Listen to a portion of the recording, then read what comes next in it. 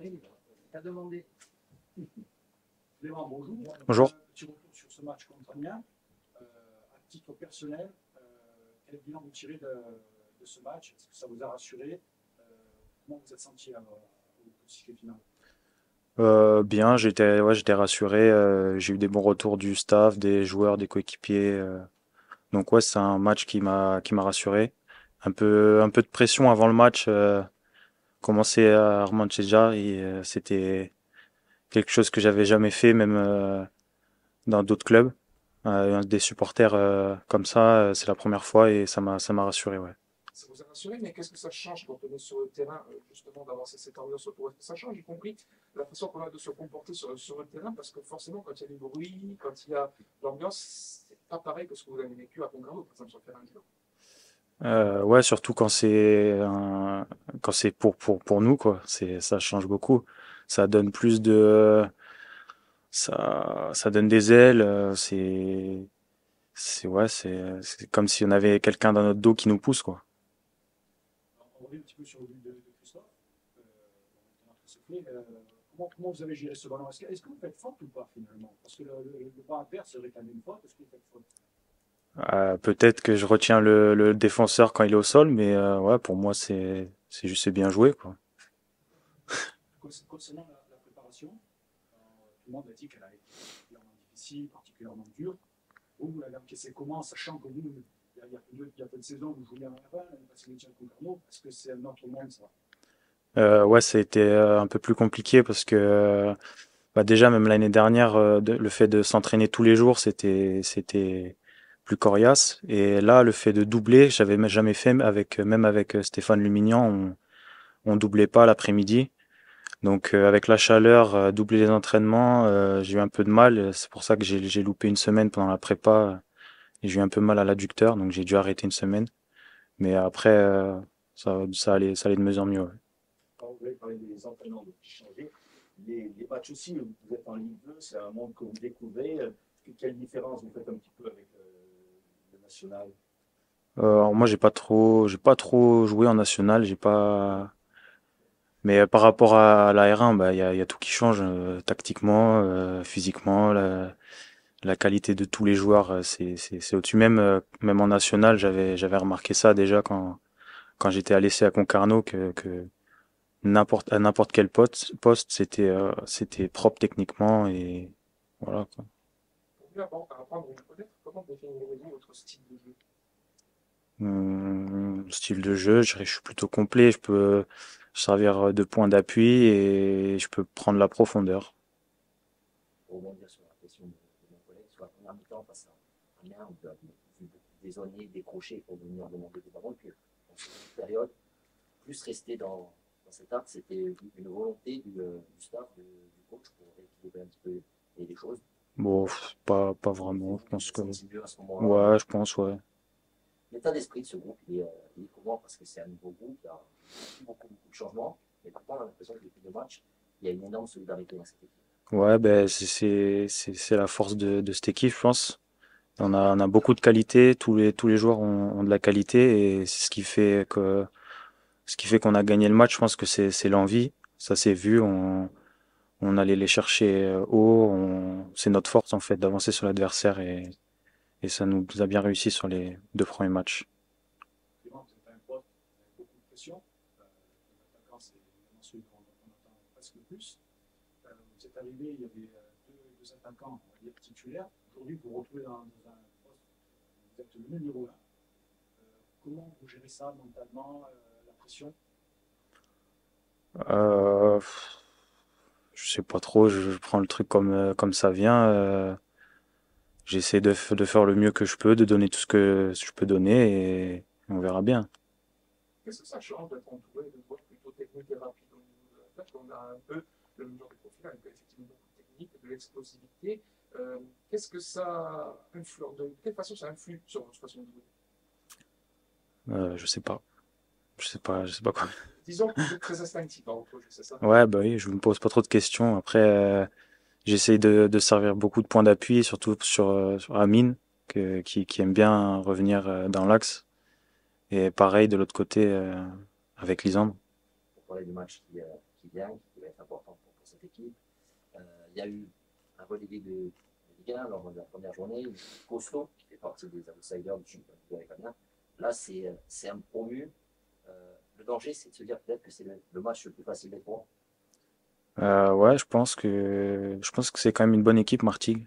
On a vu les vidéos qui, en fait, ils s'embêtent pas dans le jeu, ils font des choses simples et ils sont bons en transition. Donc, faut continuer sur ce qu'on fait et rester sérieux. Est-ce qu'on peut attendre le premier but de Clément Rodriguez? Ah, j'espère. Un dernier petit mot. Est-ce que ça change quelque chose de jouer au stade Vélodrome, même si ça va être dans un stade quasiment libre? Est-ce que ça change quelque chose pour vous de jouer dans ce stade qui est quand même le stade mythique du football français? Non. Je vais prendre des photos au début et puis après. Merci. Merci. Merci. Merci. C'est vrai que c'est un supporter de l'OM. Vous savez, on t'a reconnu. Hein. Le seul à voir ça, supporter de l'OM, c'est toi. C'est le même. Merci les gars. Quand j'étais gosse, je ne savais pas.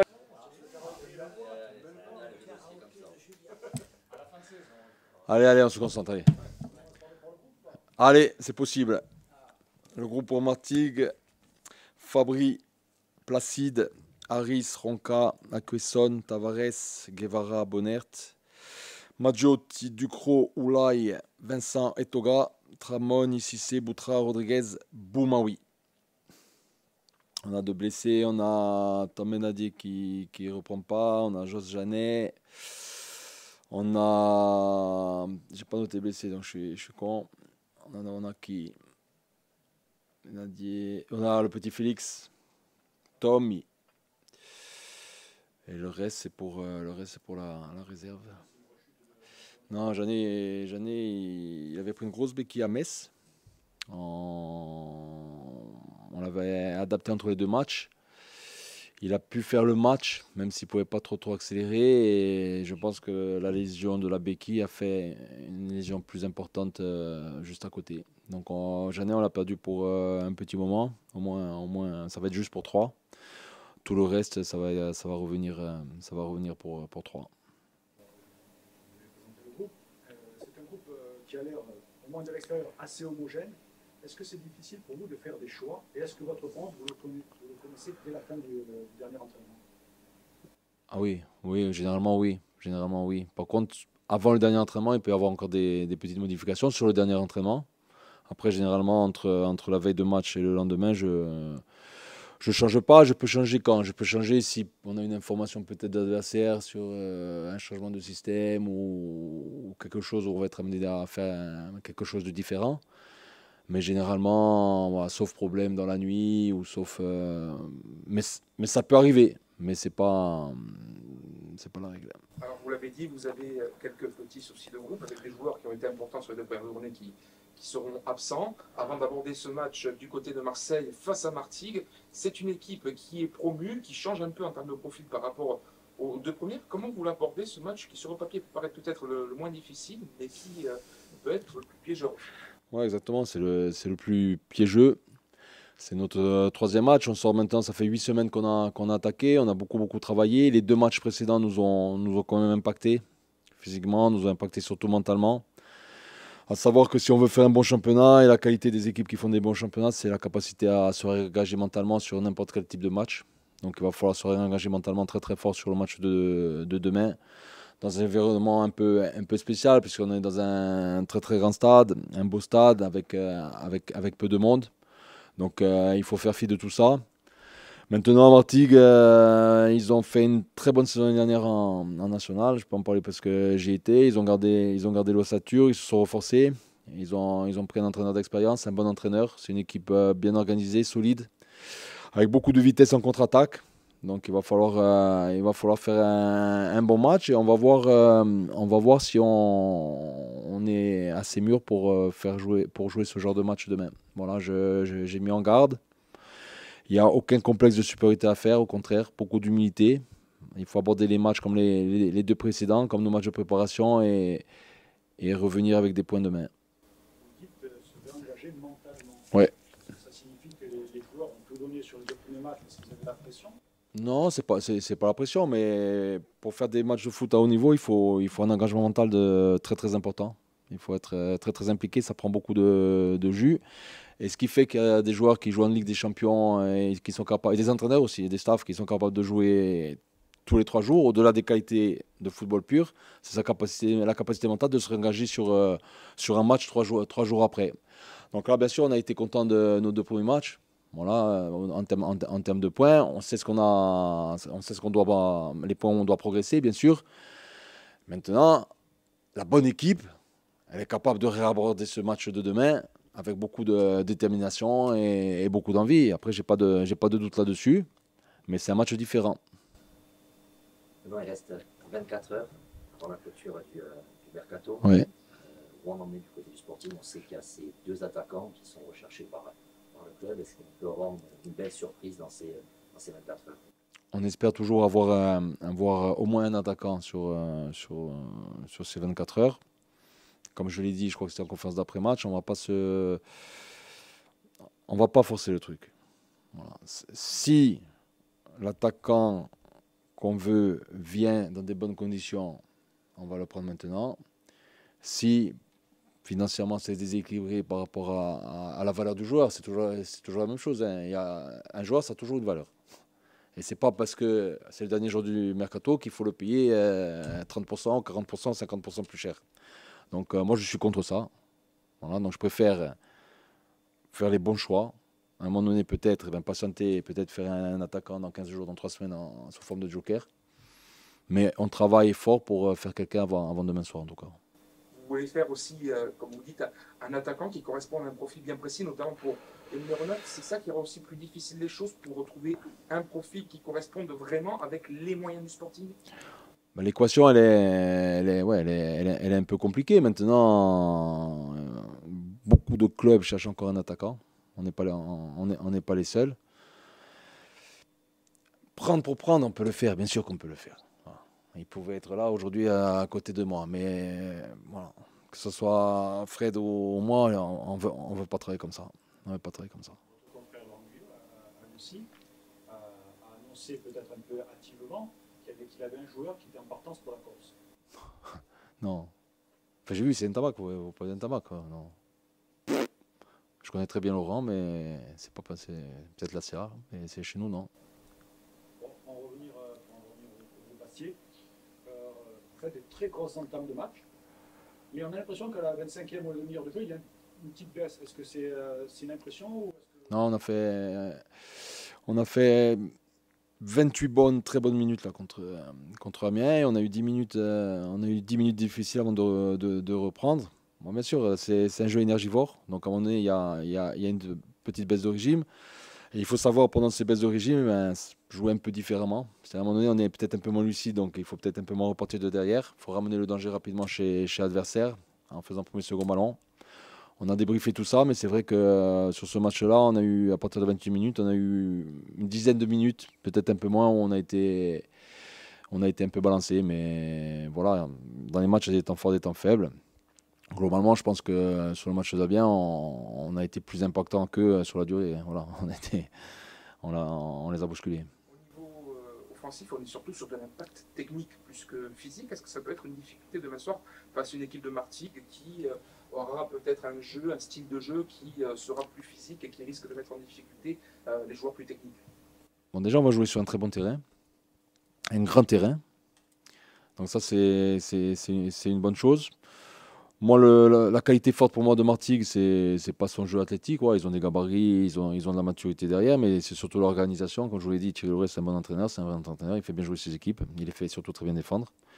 Donc voilà, nous de trouver les solutions, mais c'est un bon match. Vous savez, on va jouer au Vélodrome. Alors même s'il n'y a que 1500 personnes, les joueurs, ils ont très très envie de jouer au Vélodrome parce que c'est un stade qui fait envie aux joueurs. Donc il y a tout pour se régaler. Il manquera 50 000 personnes, mais après la pelouse sera la même que si on jouait à l'OM. Et puis voilà, on joue Martigues, qui a des qualités fortes. Sinon, il ne serait pas allé gagner 4-2 à Martigues. Lorient a dominé, mais ils ont fait un petit 1-0. Donc Donc voilà, moi j'aborde les matchs comme tous, hein, que ce soit Martigues, que ce soit Lorient, que ce soit Metz, que ce soit un club de R2 en Coupe de France. Je prépare les matchs de la même façon, avec le même sérieux. Justement, vous parliez de la pelouse. Votre style de jeu, cette technique assez rapide avec un ballon au sol, ça implique de jouer justement sur des pelouses plus que correctes, des bonnes pelouses pour pas que le ballon rebondisse. On va dire que c'est de la palissade, mais c'est peut-être plus important que votre jeu. Oui, mais c'est important, c'est important pour nous. Maintenant, il faut la capacité des bons joueurs et c'est aussi de s'adapter, hein. Et même de l'entraîneur, hein. À un moment donné, si on joue sur des terrains moins bons, on joue un peu différemment parce qu'on peut pas faire, on peut pas faire n'importe quoi. Donc pour revenir un peu sur Dijon l'année dernière, j'avais une équipe joueuse, très joueuse, grosse maîtrise technique, et on a galéré sur les périodes d'hiver, sur les terrains gras, où on manquait de poids et de force. C'est notamment pour ça que sur l'attaquant, on cherche vraiment un peu de taille, un peu de poids, parce que sur des terrains un peu plus compliqués, il faut avoir quelqu'un qui est capable de garder un peu des ballons et de peser un peu plus sur la défense. Même si vous avez noté que Clément Rodriguez a fait un sacré match contre Amiens. Il a été bon dans ses appels de balles, il nous a gardé 2-3 ballons, et puis c'est que le début, hein, on va beaucoup travailler, et puis il va avancer. Alors, le jeu des blessures a fait que, bien entendu, ça a libéré des passages au groupe, mais vous avez annoncé la présence de deux jeunes, Maoui et Walaï, qui Ouais. ont signé pro. Il y a aussi deux autres jeunes qui ont signé pro cette semaine au milieu de terrain. Ça veut dire que pour vous, la jeunesse, elle est prête à aller au combat et qu'elle peut apporter sa pierre à l'édifice, en fait. Bien sûr, elle peut apporter. Alors après, c'est la jeunesse, après il faut voir sur la durée.